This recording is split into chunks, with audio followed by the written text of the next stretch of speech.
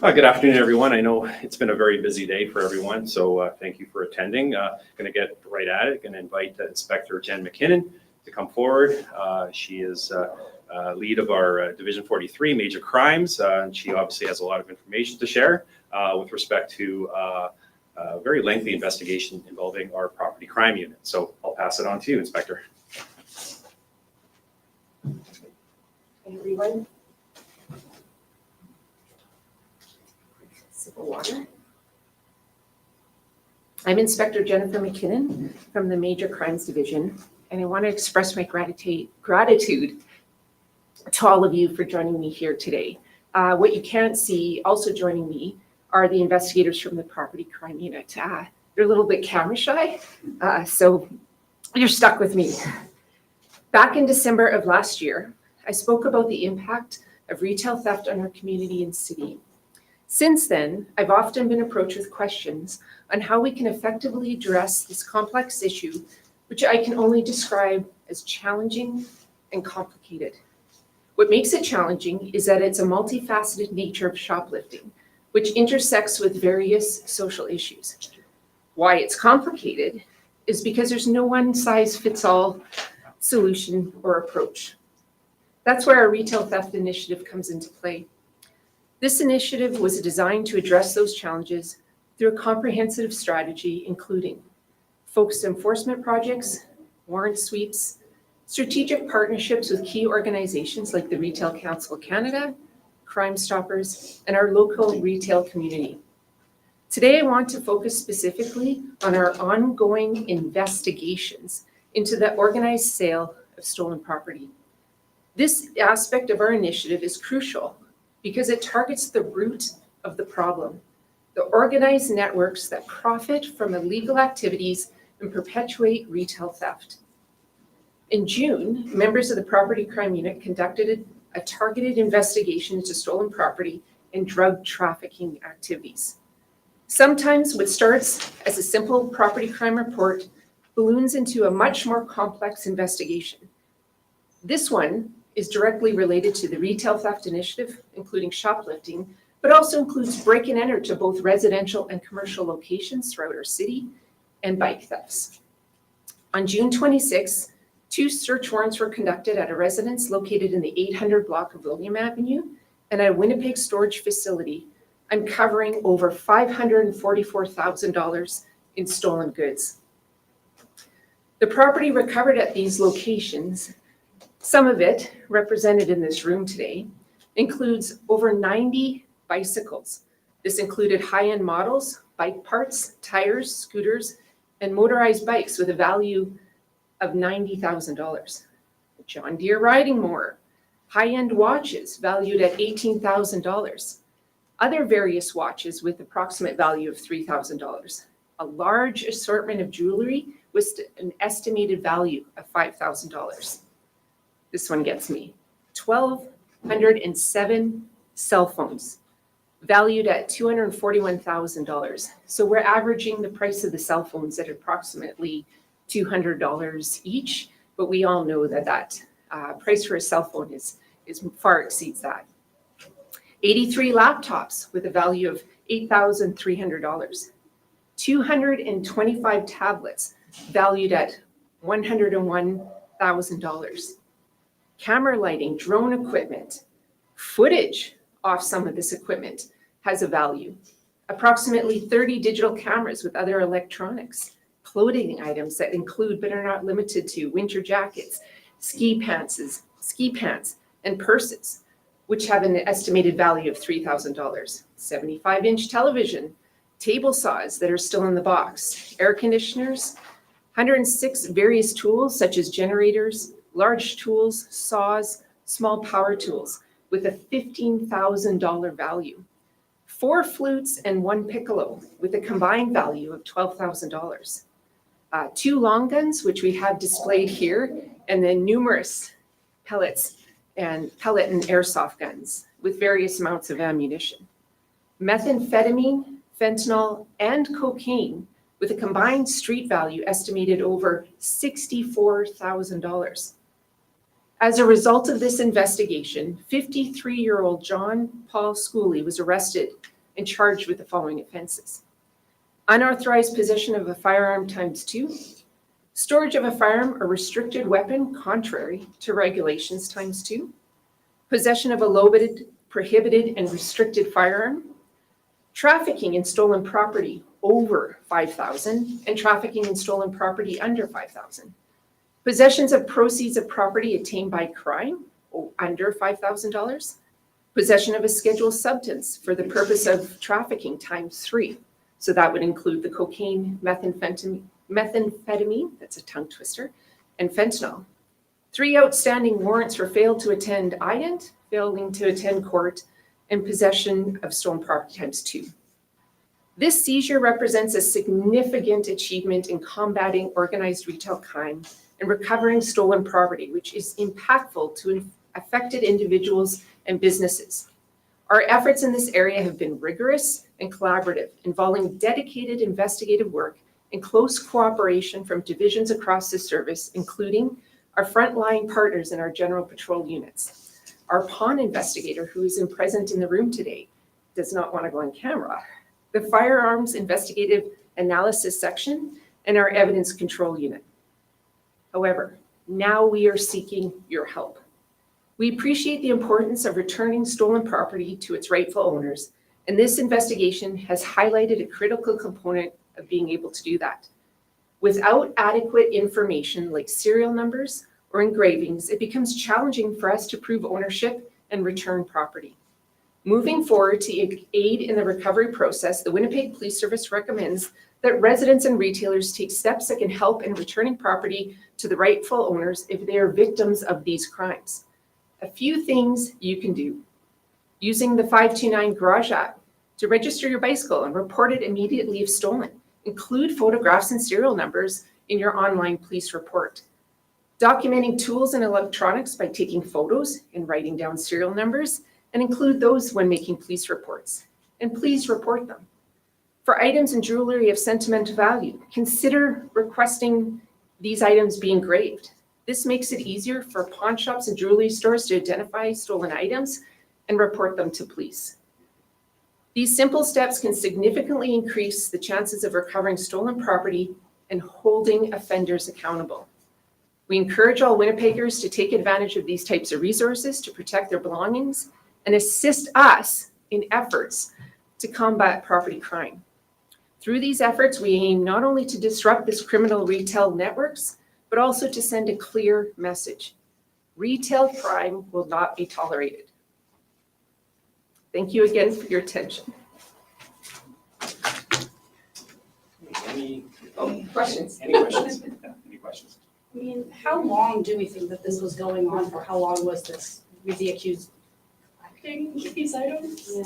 Well, I wouldn't say he's collecting them, Yeah. obviously, because we have a trafficking component. So trafficking doesn't involve collecting. It's receiving and distributing, right? How long this person would have been in the works, I can tell you in 2021 that he was arrested for stolen property as well back then. So we know from 2021 that he's been in this capacity, but how long it took him to amass some of the stuff that I've described today, it's hard to say. Was he stealing the stuff himself, or was he exchanging drugs for stolen property?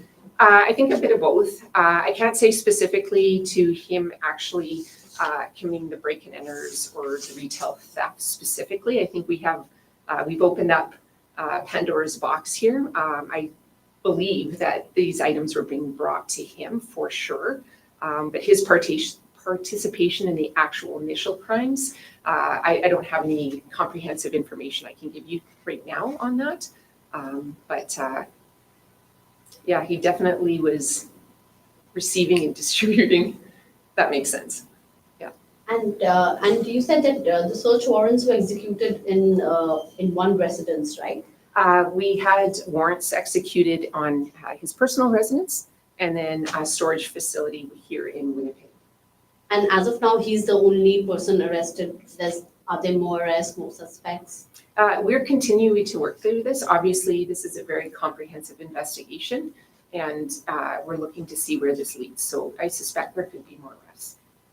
This is a lot of bicycles. This is like a bike chop shop scenario. Well, I think as I mentioned, we have bikes, we have bike tires, we have bike parts. So I think it encompasses all of that. I don't think we can limit him to just chop shop. I think could be trading bikes in, whether it be for drugs, money, how he's distributing the bikes back out to the community. Is that through chop shops? I can't say specifically. What will happen to some of the stuff that isn't claimed or you cannot find the rightful owners to the stuff? So my experience, having previously been a sergeant within our major crimes unit in this division, is we engage with civil property forfeiture in regards to the rest of the unclaimed goods. You'll probably see some of these bikes will come up for auction, but this is where I really emphasize to our community in Winnipeg, when you keep your serial numbers, when you mark your items, then we are able to get this stuff back to you. Otherwise, it'll go through other channels. And what about people, if the owners of, say, these bikes, how can they claim that? You know, can they go through the 529 garage registry? I believe the 529 garage registry is for the owners to register their bikes, but our investigators are working to identify who these owners are, and will be contacting those owners. So we don't need a flood of phone calls from the community wondering if their bike is one of these 90. If you have registered your bike or you have serial numbers in your police reports, we are going through those reports and connecting with owners. If you haven't included serial numbers, but you have a very unique and distinctive bike, then you can contact our property crimes unit, and we can work to make that connection. How significant is this, I guess, arrest and fine opposed to like maybe some other seizures that you guys have had? So I joined the division as an inspector in August. I do have a long history with this unit. For me, this is a very significant investigation that was a lot of work, and you're only seeing just a snippet of the property that was seized out of these storage lockers as well as his home. So I would say this is incredibly significant. We have drugs, $64,000, and cocaine, methamphetamine, and fentanyl. We have drugs. So we have all elements of crime happening, and we're very optimistic that this might make a small dent in the retail theft situation and breaking into commercials and breaking into residentials, because now somebody is going to have to find where to offload property. You know, obviously this is proof of putting that the collaboration with the units all working together. How important is that collaboration working together, and how has it been, and what more needs to be done? Well, I think you've heard a running theme over probably starting previous to me, but when I came before all of you back in December, these types of investigations don't work unless we have collaboration. And I know the Winnipeg Police Service has really broken down silos within our own organization. We've had Inspector Max Waddell, Inspector Eric Luke from our Central and West District divisions, Krista Dudek out in our North End, Nick Paulette, who's an inspector at EDS. We've all been working together. They have uniform frontline resources that are now connecting more comprehensively with our investigators. And then you have to take that outside our service. And I think there's been some real tangible conversations through the Retail Council of Canada, through our retailers. We participated in the Public Safety Summit and got to connect in a real comprehensive way with those communities and people that work outside our service. So I think without that, we can't do this. So I expect to see more of this come down the road. And with like retail theft, of course, there's been other seizures before. How do you plan to address this entire issue of retail theft?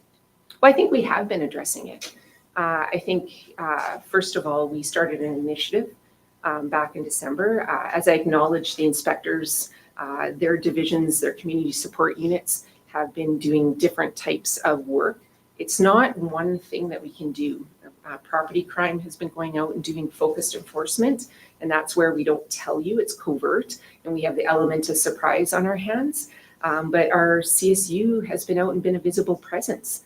And we've been doing warrant sweeps. We've involved Crime Stoppers to do messaging. Our public information office has been doing a lot of work and putting messaging out there.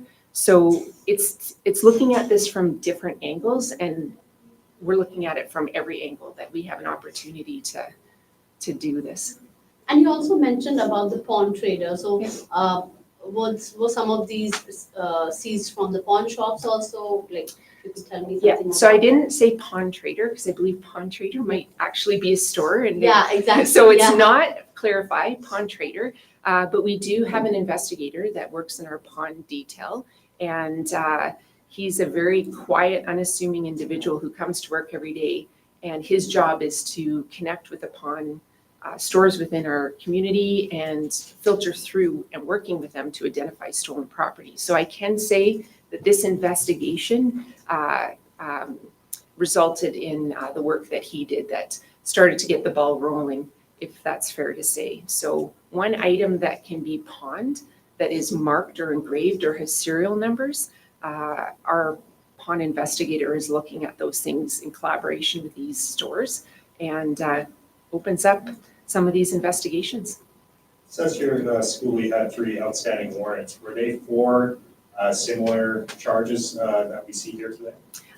You know what, I haven't familiarized myself with his warrants specifically. Some of them are attending court.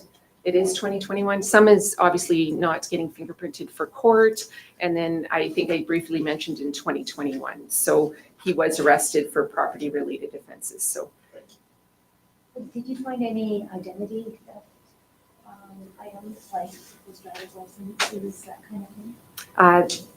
you know what, I actually can't answer that question. There's just been so much, and these investigators have been working on this for a very, very long time that I'm sure there's more property here that hasn't been brought to my knowledge. And is this unique or be similar to find the connection with the drugs versus the property? Is this more property than drugs? Is it similar to other investigations? I guess it depends on how he runs his operation. It's not surprising to see the drugs present. I think we did acknowledge earlier in the year that retail theft has a whole bunch of social issues. It can be poverty, food insecurities. It can be simple as you steal an item, a tool, and trade it in for drugs, which he had. So is that the operation? He's trading stolen property and providing drugs. In regards to the balance of, how much drugs and how much property he has, I think that just, it speaks to his operation that I wouldn't be able to talk too comprehensively about. I hope. Can you speak at all to how Schooly came on your radar initially during this investigation? I'm looking at my property crime guys in the back, but I believe it came through, he pawned a watch that was from a break and enter. I want to say residential. I'm getting some nods from the back of the room. Yeah, it was from a break and enter residential. And that watch, our pawn investigator cued in on, and that's what started this investigation, put him on a radar. Clearly, he has a past arrest for this type of criminal activity. So it's real red flags when you see that. So we start investigations and dedicate resources.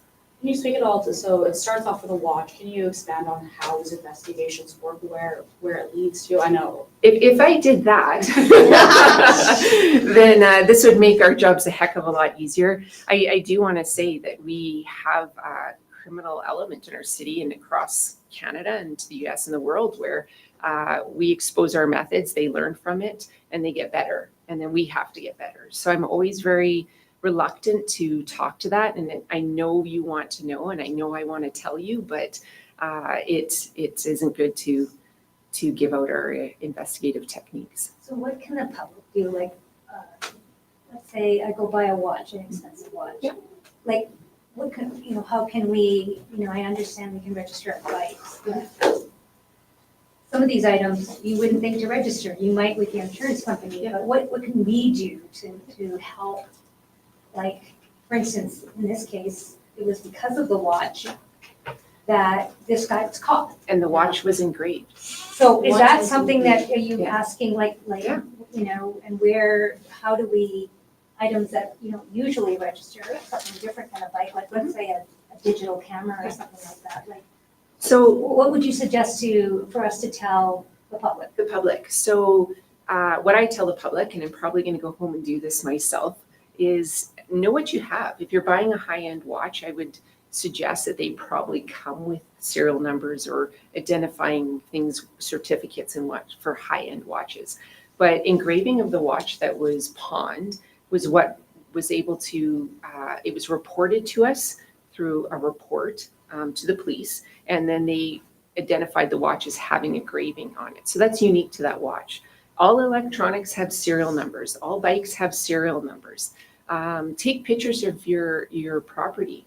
I suggest that just simply because if you ever have an arson, or not an arson, scratch that. If you ever have a fire in your home, right, you want to know what you have in your house. If you have things of value in your house, it may be a little labor intensive depending on how much valuables you have in your home. Take pictures, make note of them, put them into a safe, put them off to the side. But everything here will have some sort of identifier on it when you buy it, and then you can engrave things with it can be as simple as a sentimental message to your loved one or yourself, or it can be a number or whatever it is, your name, anything like that. But that allows us to separate your item from, all of this.